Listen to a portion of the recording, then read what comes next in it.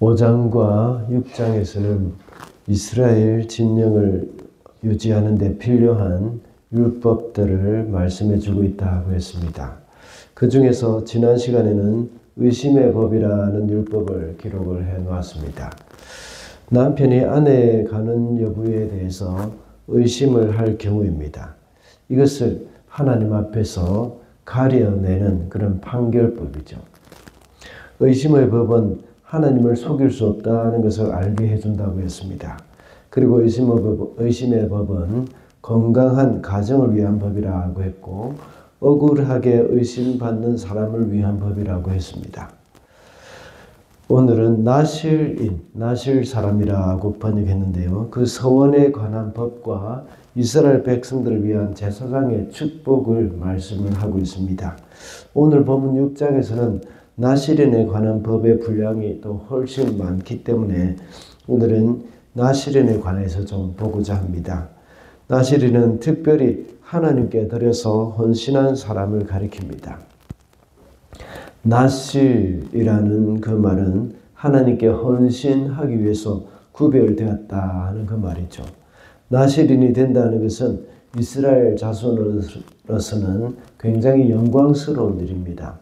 오늘날 모든 그리스도인은 이러한 나실인입니다. 그런 나실인으로서의 삶을 살아야 하는 것이죠. 그래서 오늘은 하나님께 구별된 성도라는 제목으로 말씀을 살펴보겠습니다. 먼저 모든 성도들은 영적인 나실인입니다. 2절 말씀입니다. 이스라엘 자손에게 말하여라. 너는 그들에게 다음과 같이 일러라. 남자나 여자가 나실 사람이 되어 나 주에게 헌신하기로 하고 특별히 서약했을 때는, 여기 보면 남자나 여자가 나실인이 되어 라고 말하고 있습니다. 이 말씀을 볼 때에 나실인이 될 수 있는 것은 남자만 되는 것이 아니라 여자도 역시 할 수 있다는 겁니다. 될 수 있다는 것인데, 만약에 결혼한 부인이 나실인이 된다고 서원했을지라도 그러나 남편이 안 해도 된다 하고 이렇게 말을 하면 하지 않는 것입니다. 모든 것은 남편이 또 결정을 하는 것이죠. 이 나실인이 또 지켜야 할 것이 있습니다. 그것은 포도주나 독주를 마시지 않는 겁니다. 포도에서 나온 것 이런 무엇이든지 먹어서는 안 됩니다. 그리고 시체를 가까이 해서도 안 되고, 그리고 머리를 깎아서도 안 됩니다. 또 주에게 헌신하기로 하고 라고 말씀하고 있습니다. 이 말은 본인이 직접 헌신한 경우가 있기도 하고, 부모가 또 서원을 해가지고 이 아이를 나실인으로 하나님 앞에 드리겠습니다 하고 서원했을 경우도 역시 나실인이 되는 겁니다. 그리고 하나님께서 직접 그를 지명해가지고 구별해서 나실인이 되게 하는 것도 있습니다. 또 나실인의 서원한 기간도 역시 있습니다. 이것은 일정한 기간 동안 자신이 헌신하기로 한 것이나 또 부모가 헌신하기로 한 것, 이럴 경우에는 일정한 기간만 하나님 앞에 헌신하여 드리는 그러한 나실인이 있습니다. 또 반면에 평생을 나실인으로 살아가는 사람도 있게 됩니다. 그래서 여러 종류의 나실인이 있습니다. 그리고 나실인이라는 그 말은 구별된 자, 또 하나님께 드려진 자, 또 죄에서 떠나 성별되어서 하나님께 바친 자라는 뜻을 가지고 있습니다. 그래서 이런 의미를 우리가 볼 때에 모든 성도들은 신약에 와서는 모두가 다 나실 사람이라는 것입니다. 우리는 나실인이라는 사실을 우리는 명심해야 합니다. 나실인의 규례는 무엇입니까? 포도주를 먹지 않고 또 포도에서 난 것은 무조건 먹지 않는 겁니다. 그리고 또한 머리를 깎지 않고 또 시체를 가까이 하지 않는 것, 이런 것들이 다 나실인의 규례입니다. 그렇다고 해서 모든 성도들이 오늘날 살아가면서 이런 구약에서 말을 하는 나실인의 규례를 다 지켜야 하는 것은 아닙니다.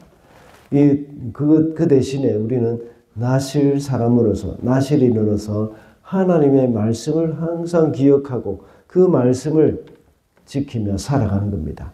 내가 바로 나실인이라는 그러한 생각을 가지고 이 땅에서 살아가는 겁니다. 이스라엘 백성 중에서 나실인으로 이렇게 헌신한 사람은 자기가 나실 사람이라는 사실을 알고 그 규례를 늘 지키고 살아가는 것이죠. 그와 같이 우리 성도들도 이 땅에 살아가는데 하나님의 백성으로서 나는 성도로서 그리고 나실인으로서 하나님의 말씀을 기억하면서 그 말씀을 따라 살아가는 것, 그것이 바로 성도가 해야 할 일이라는 것입니다.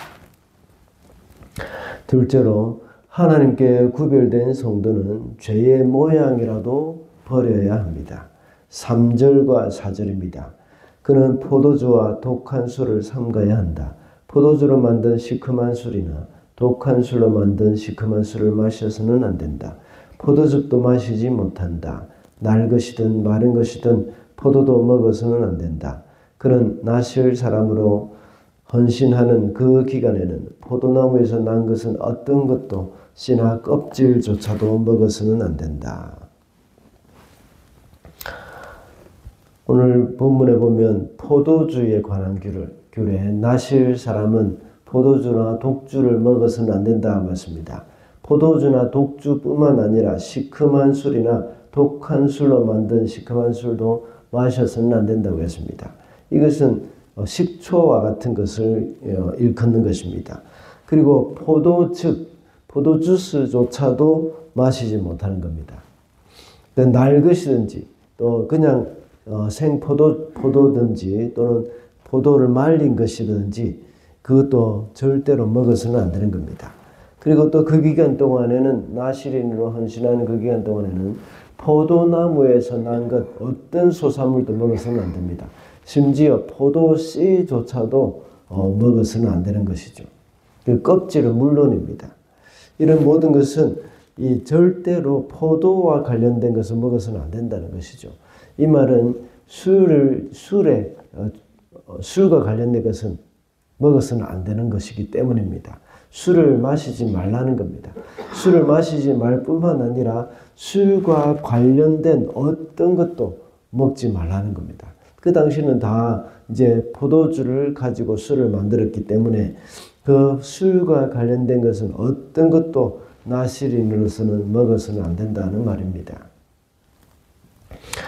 우리 성경에 보면 많은 사람들은 오해를 하고 있습니다. 술에 취하지 말라고 했지 술을 마시지 말라 하는 그 말은 하지 않았다고 말을 하고는 술 마시는 것에 대해서 합리화하려고 하는 경향이 많습니다.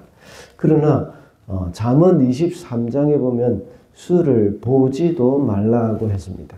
술을 마시지 말 뿐만 아니라 술을 보지도 말라고 했습니다. 이것은 그만큼 술에 대해서 술과 관련된 것은 절대로 그것을 생각조차도 하지 않도록 하기 위한 것입니다. 죄도 마찬가지입니다. 죄는 얼마나 영향력이 큰지 아주 우리에게 크게 영향력을 주는 힘이 있습니다. 우리는 죄에 대한 생각만 하더라도 죄에 끌리게 되는 그런 유혹을 받게 됩니다. 데살로니가 전서 5장 22절에 보면 악은 어떤 모양이라도 버리라고 말씀을 하고 있습니다. 우리로 하여금 악을 생각하게 하고 죄를 짓게 만드는 것은 만드는 어떤 것도 우리는 생각조차도 해서는 안 되고 흉내조차도 내어서는 안 되는 것입니다. 성도들이 해야 할 일들은 그런 것입니다. 그렇게 해야 이 땅에서 성결하게 하나님의 백성으로서 살아갈 수가 있는 것입니다. 우리가 때로는 이 연극을 한다고 해서 참 이 죄의 흉내를 내는 것 이런 것조차도 우리는 조심해야 하는 것입니다. 이 모든 것은 하나님의 이 말씀 안에서 이루어지는 것입니다. 우리는 이 죄에 대해서 생각조차도 하지 말아야 하고 그것을 보는 것조차도 하지 말아야 하며 그것의 흉내조차도 내서는 안 되는 겁니다. 이것이 바로 나실 사람으로서 성도의 바람직한 행동이라고 할 수가 있습니다. 마지막으로 하나님께 구별된 성도는 철저한 회개가 있어야 합니다. 9절 말씀입니다. 누군가가 그 사람 앞에서 갑자기 죽어 그 죽음에 몸이 다 헌신한 표로 기른 머리털을 더럽혔을 때에는 몸을 정결하게 하는 날 그 머리털을 밀어야 한다. 곧 그는 이래 동안을 기다렸다가 머리털과 수염을 밀어야 한다. 여기서 누군가가 그 사람 앞에서 갑자기 죽어라는 말이 있습니다. 이 말은 자기가 의도하지 않은 그런 가운데서 시체에 몸이 닿았다는 것이죠. 또는 오늘날 우리로 따지면 자기가 의도하지 않은 죄를 범했을 수도 있다는 것입니다. 나실 사람으로서 살아갈 때에 항상 완벽하게 성결한 삶을 살아가지 못할 수도 있습니다. 이렇게 자기도 모르게 죄를 지을 수 있는 그런 상황이 있기 때문입니다. 그럴 때 어떻게 해야 하는가? 그럴 때에 몸을 정결케 하는 날까지, 다시 말하자면 7일 동안 지내다가 7일이 지나면 머리털을 완전히 밀어야 합니다. 그것은 지금까지 나실인으로서 살아가기 이렇게 원하는 그런 기간 동안에 길렀던 그런 모든 머리털, 이것을 완전히 밀어야 합니다. 거기 보면 또 머리털이 더럽혀졌을 경우라고 나와 있습니다. 본인이 하나님 앞에 머리털이 거기에 닿은 것도 아니지만 하나님 앞에 서원한 것은 바로 이 서원한 그 기간 동안에 범죄한 것은 자신의 모든 몸이 더럽혀진 것이라는 것이죠. 그와 같이 우리 성도들도 하나님 앞에 자신도 모르게 지은 죄라고 할지라도 자신의 몸이 더럽혀진 것이고 자기가 하나님 앞에 서원한 그 머리털이 더럽혀진 것이라고 우리는 생각을 해야 합니다. 그래서 그 더럽혀진 머리털을 완전히 밀어야 한다는 것이죠. 다시 말하자면 하나님 앞에 완전한 회개를 해야 합니다. 철저한 회개를 해야 한다는 겁니다. 우리가 잘 알고 있는 삼손의 예를 들어보십시다. 삼손은 나시인으로서 평생을 살아야 했지만 그는 머리털을 한 번도 민 적이 없습니다. 그렇다고 그가 죄를 범하지 않았느냐? 그렇지 않죠. 나시인으로서 하지 말아야 할 많은 죄를 저질렀습니다. 그러나 그는 머리털도 밀지 않았고 또 그는 회개도 하지 않았다는 것입니다. 결국은 들릴라에 의해서 그는 머리털이 완전히 밀리게 된 것이죠. 그래서 그는 결국은 자신의 힘이 다 빠졌다는 것을 알게 된 겁니다. 그가 혹시 죄를 지을 때마다 하나님 앞에 회개하는 마음으로 머리털을 밀었다면 내가 머리털을 다 밀고 정말 이렇게 힘없이 되어지는구나 하는 것을 깨달았을 것입니다.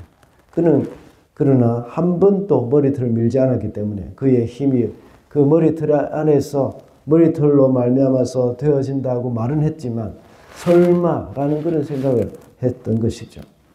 우리는 하나님 앞에서 철저한 회개가 없을 경우에는 죄에 대해서 가볍게 여기는 경우가 많습니다.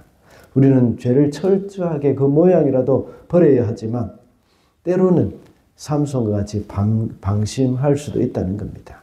하나님 앞에 죄를 지을 때마다 그 작은 죄라고 하더라도 하나님 앞에 철저하게 회개를 해야 하는 겁니다.